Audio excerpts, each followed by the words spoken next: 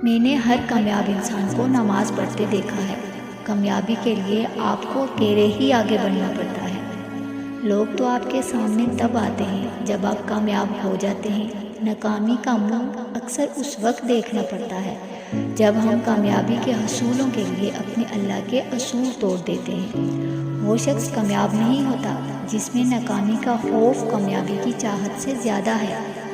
कामयाब होने के 3 हसूल हैं: खुद से वादा, मेहनत ज़्यादा और मजबूत इरादा।